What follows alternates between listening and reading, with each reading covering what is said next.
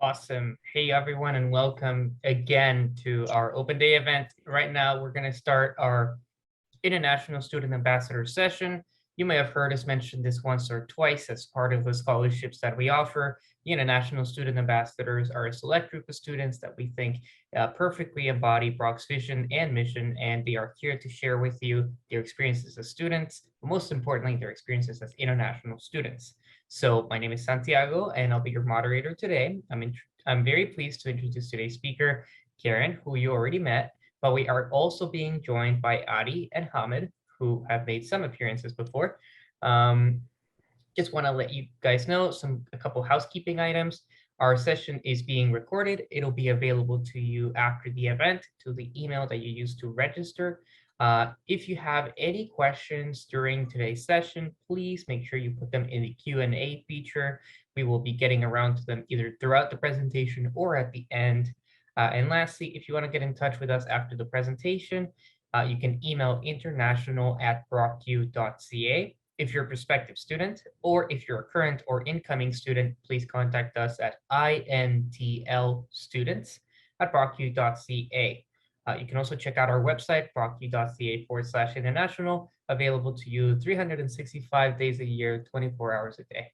I will now pass it on to Karen. Awesome. And hello, everyone, and thanks for sticking around. So this is our second last session of the day. It's my personal favorite, second to, I guess first to Jesse's, where we're actually able to speak to our current international student ambassadors and find out a little bit more about the student experience. So yes, it's great that we can talk about the academics and kind of the larger picture of university, but I know, at least for me, when I was picking a university and getting ready to move, I wanted to know, what the day-to-day was like, what opportunities were there for students, and to actually hear about their personal experiences. So I'm really pleased to be able to share this time with two of our current student ambassadors. So we have Adi and Ahmed.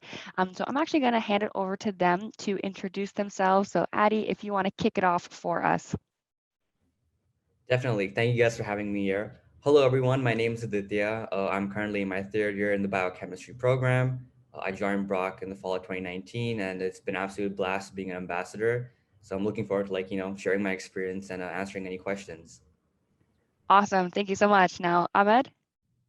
Hi everyone, I'm Hamed. I'm in my third year of the public health co-op program. And yeah, same as Adi, I'm very happy to be here and I'm ready to answer any questions that you guys have. Yeah. Awesome.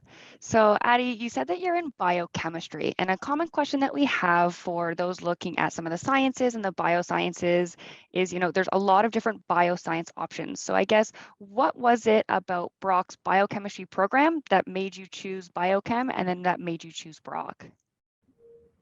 Yeah. So when I actually first visited Brock when I came to drop my sister off back in 2016. So I thought I'd look around. I was interested in science back then. Still am. And one thing that really caught my eye was the cutting edge technology available at our laboratories, but also the research being conducted by the professors. If you go to their homepage, their web pages, there's some excellent work being done, and that's like one of the main things that inspired me to kind of really look into Brock for biochemistry. And secondly, as well, the opportunities that are there for biochemistry students, whether it being working with a professor or even the co-op program. I think it's amazing that you can get hands-on experience while you're completing your degree.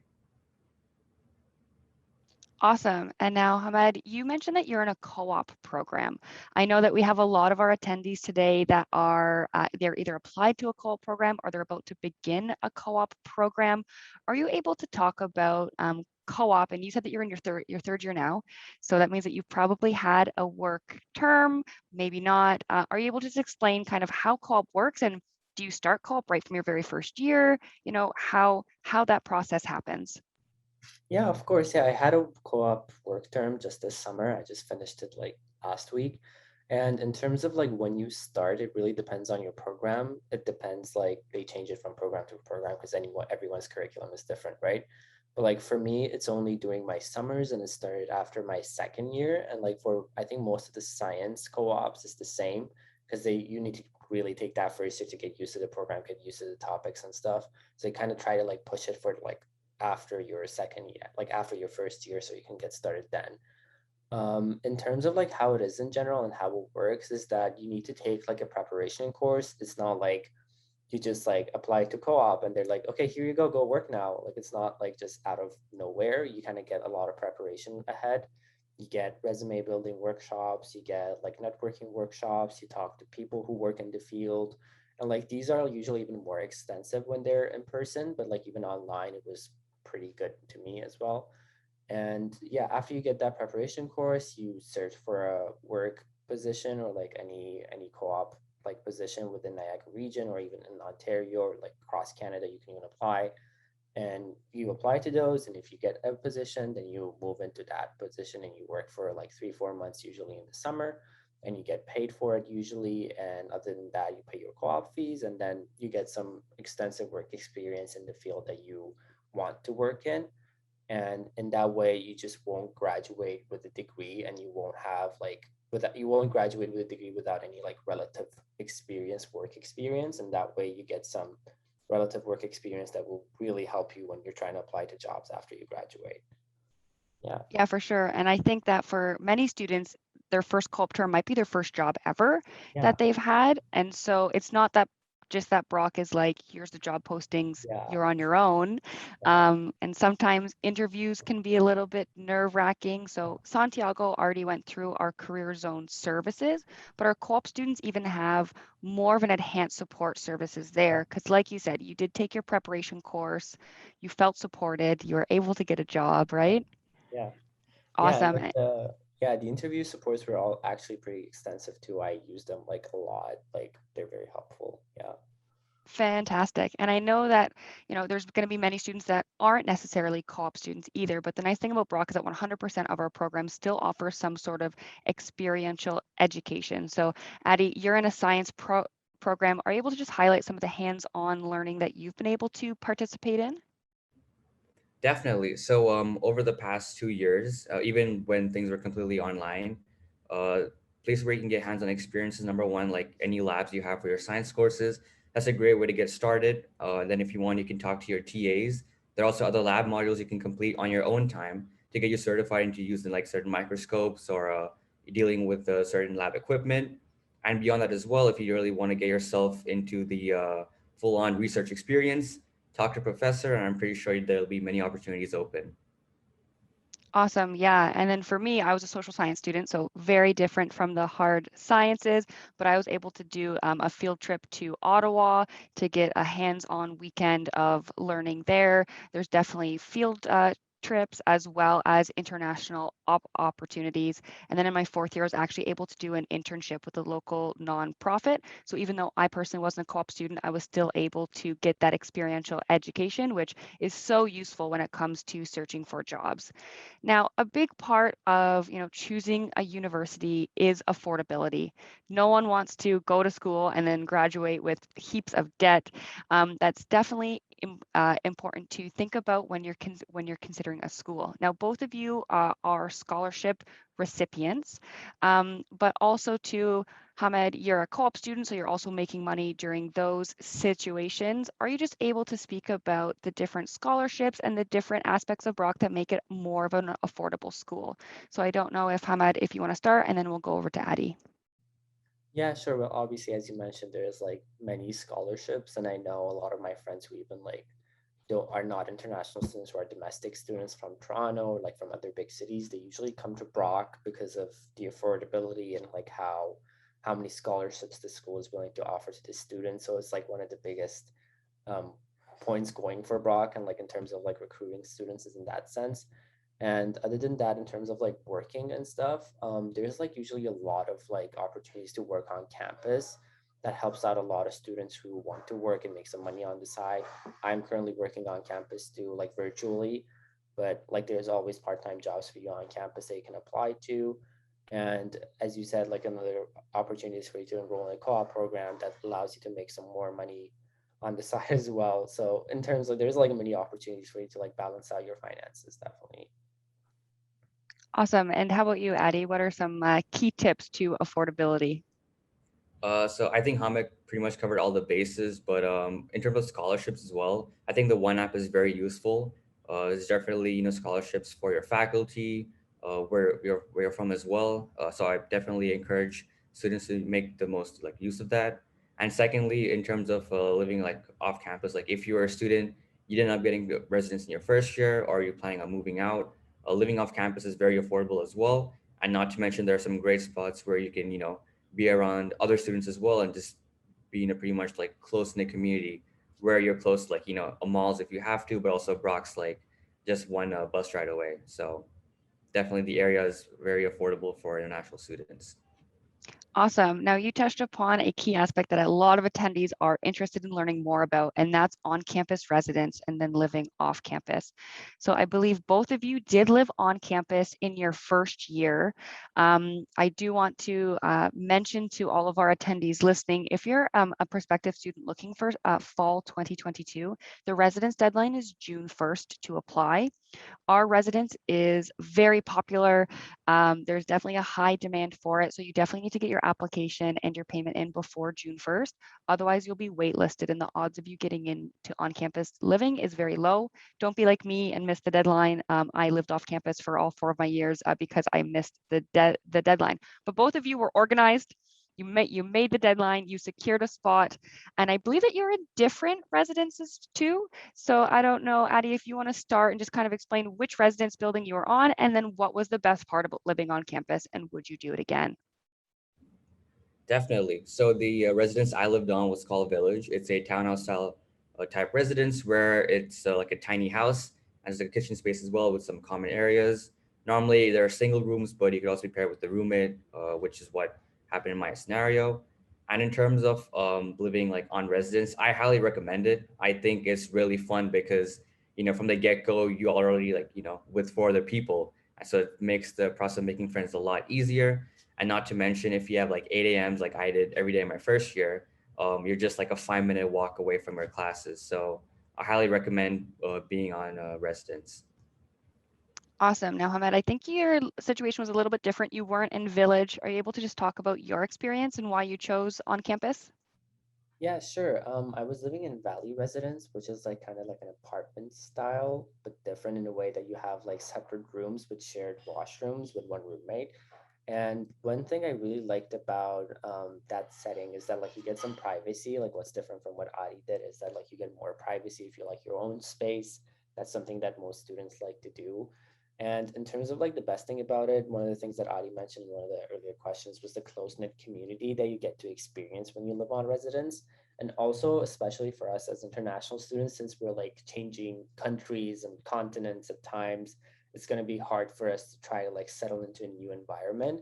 And like residence definitely makes that a lot easier for you. Like you don't just get like thrown out in the world and you're like, okay, go figure it out. It's not like that.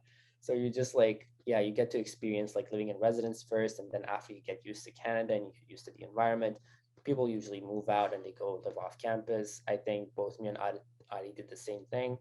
So yeah, in that sense, it's very helpful. Yeah.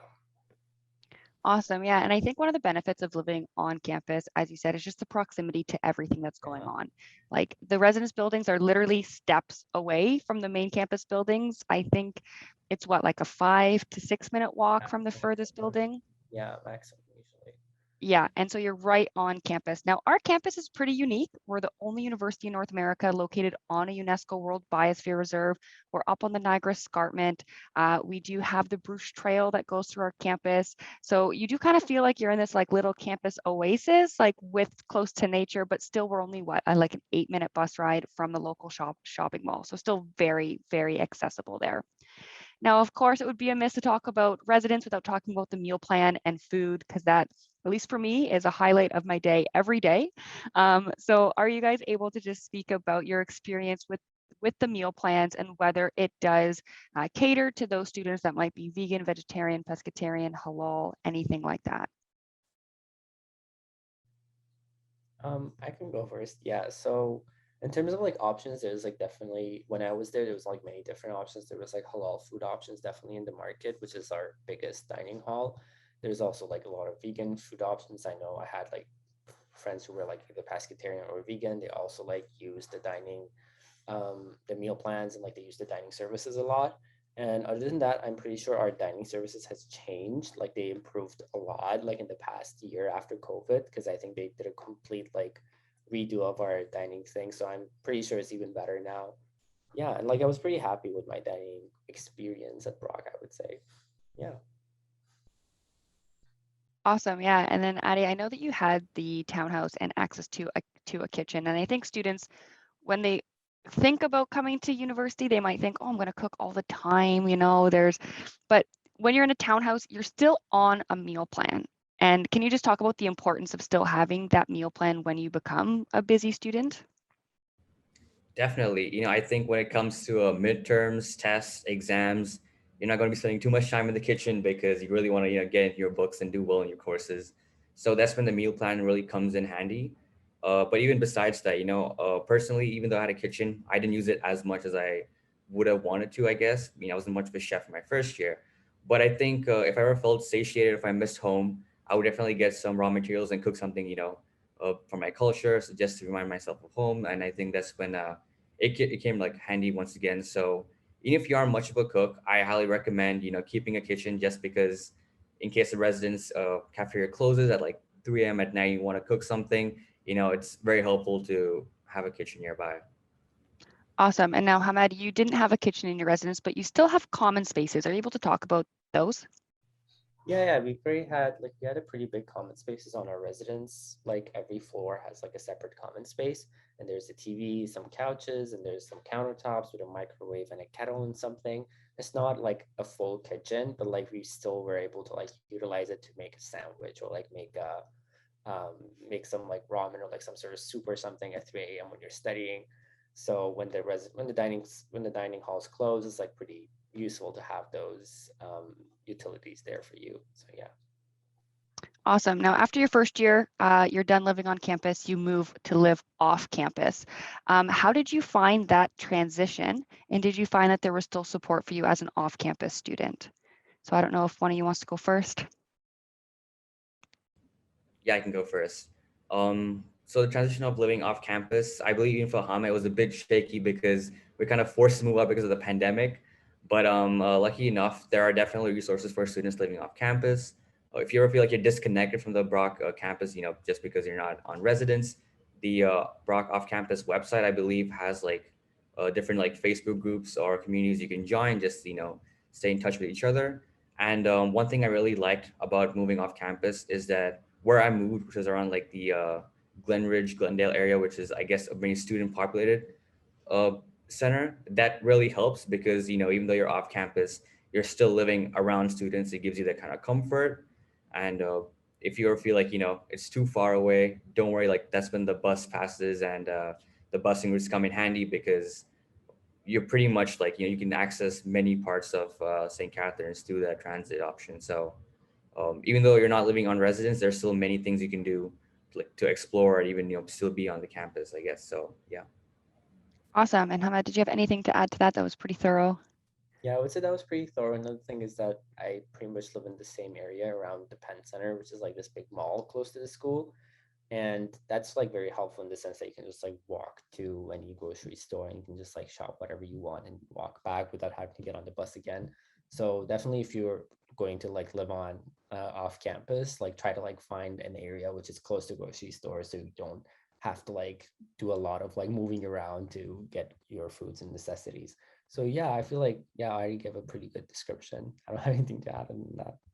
Awesome. And I did want to plug our Instagram one more time. We just actually posted a reel with helpful tips finding off-campus living and also tips to not get caught in a scam. Sometimes there are fake listings that are listed, and there's a lot of helpful tips in that Instagram reel about what to look out for when you are looking for off-campus living. And so that's at BrockUINTL on Instagram. I also did post the off-campus living website in the chat too, so feel free to check that out. Now, we did have a couple more questions come in through the Q&A about residence.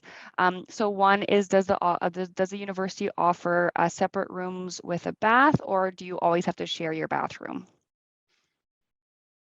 So I don't know if someone wants to answer that.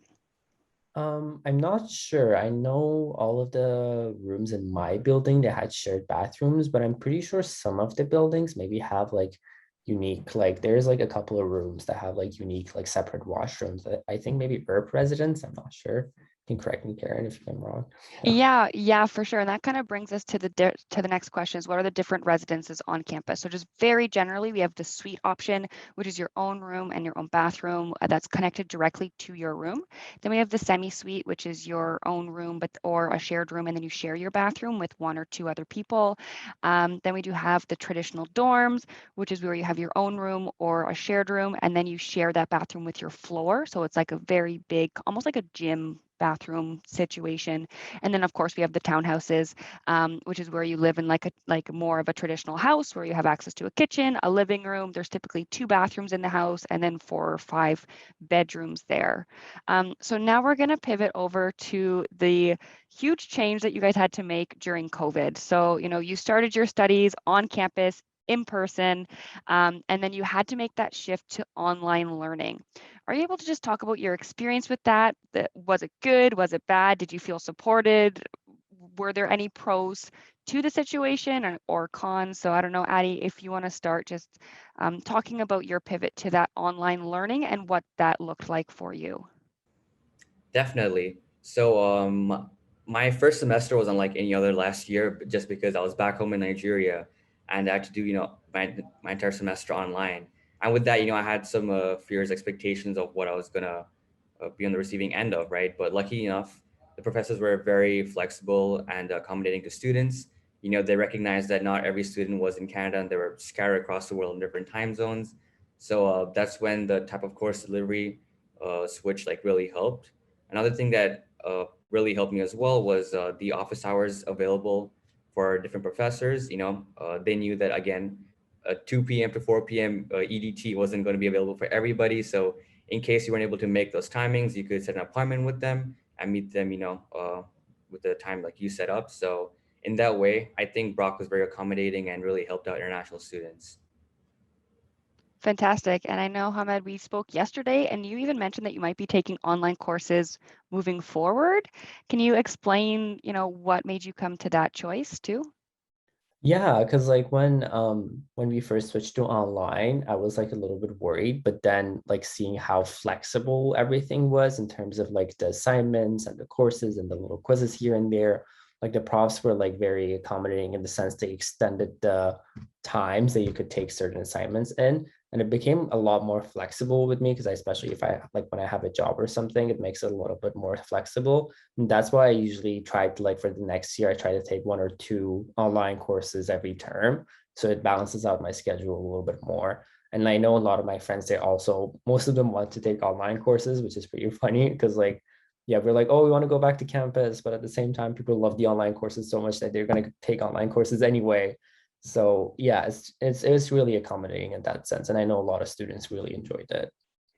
Awesome. So moving forward, you're kind of doing a hybrid approach where you have some on campus, some online. Yeah, definitely. Yeah. Fantastic. And so we're actually getting close to returning to campus. I think our first day of classes is like 2 or 3 weeks away, which is really exciting. We all get to go back onto campus and see other people and use the facilities again. So I think it wouldn't be a complete session if we didn't talk about, the different events and your favorite part kind of about the Brock experience. So for me, I know that the orientation week was always exciting. We had the vendor fair and we had, more sports games and concerts. So just over your time at Brock, what has been like your must do or your can't miss event or activity that you would recommend to our new incoming students for September and January? So Hamed, I don't know if you want to start.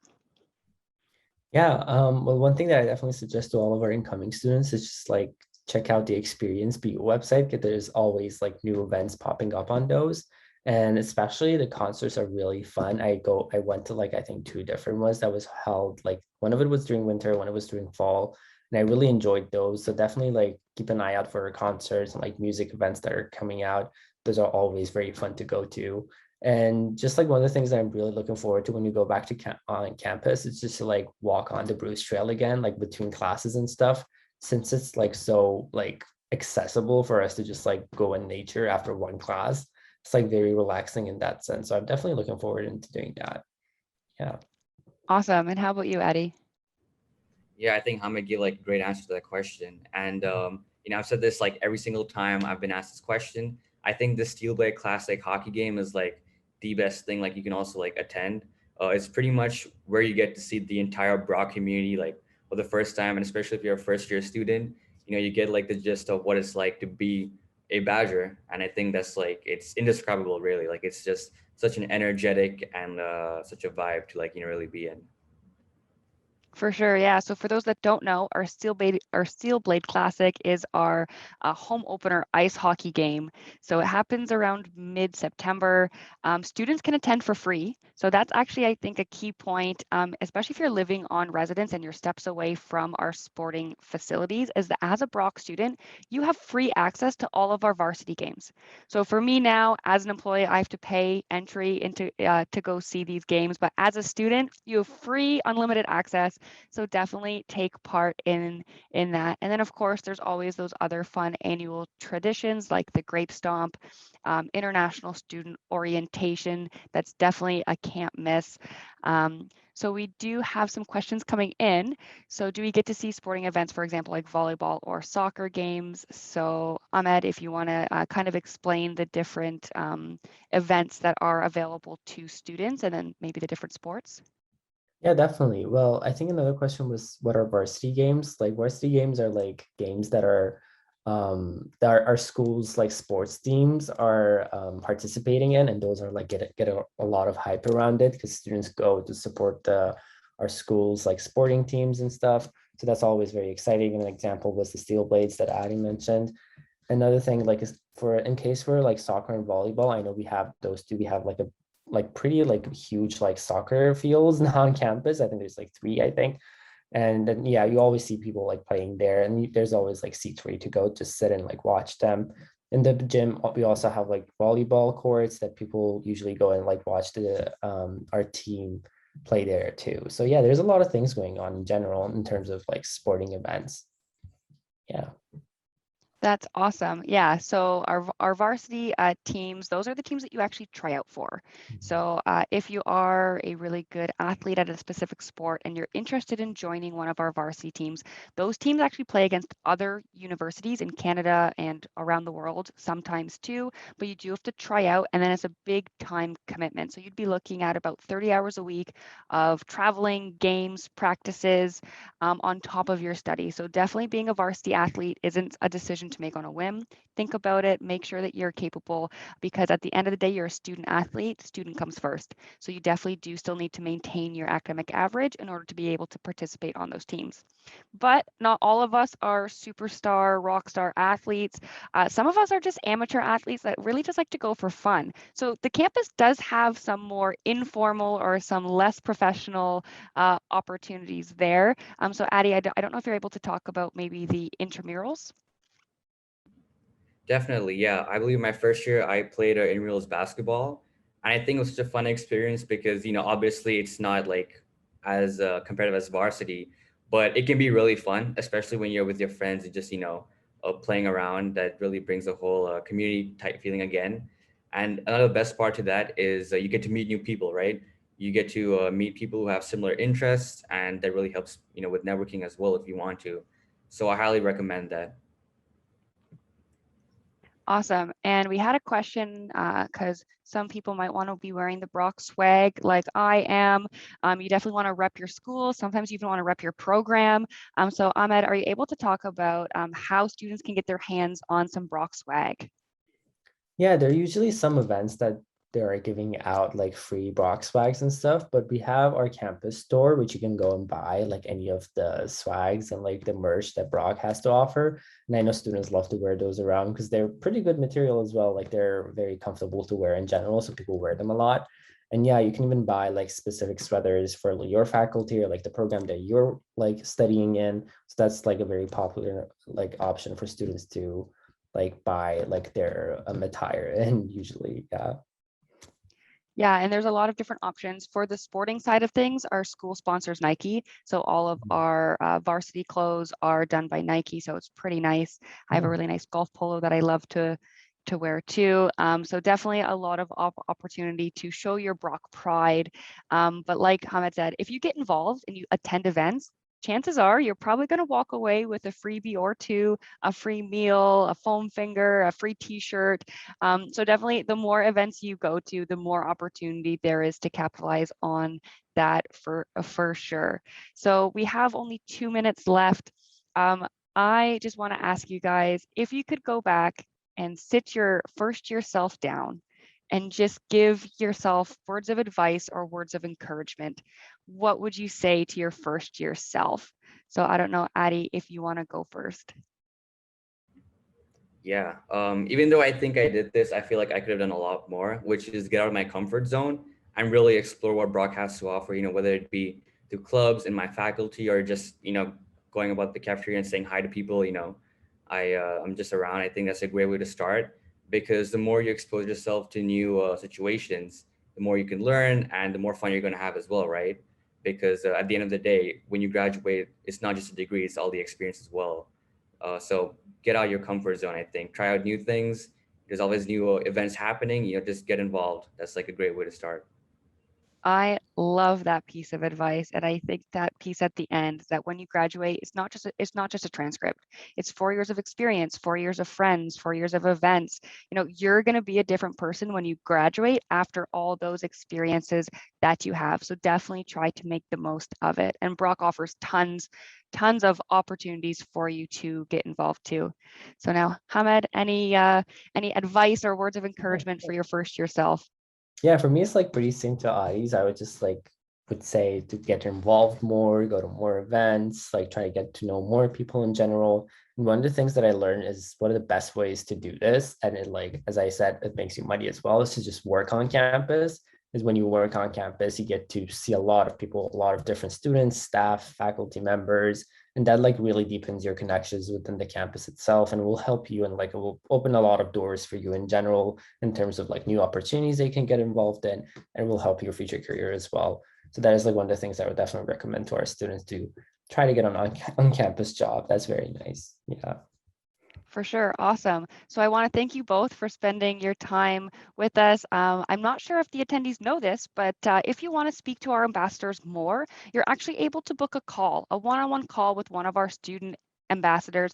We'll put the link in the chat, so you can choose once again to book a one-on-one call with a student ambassador, with a member of our recruitment team, or with one of our international student support staff. So there's definitely a lot of opportunity for you to be able to get that personal support if you still need it after today's open day. But now that brings us to our very last session of the day. So I'm very pleased to welcome back Santiago, and as well as my colleague Helen, who will be taking us through a campus tour. So we got lots of questions about the facilities at Brock, about the campus store. So stay tuned, because they'll be walking us through the campus to show you all the different facilities that are available to all of our Brock students. Thank you so much.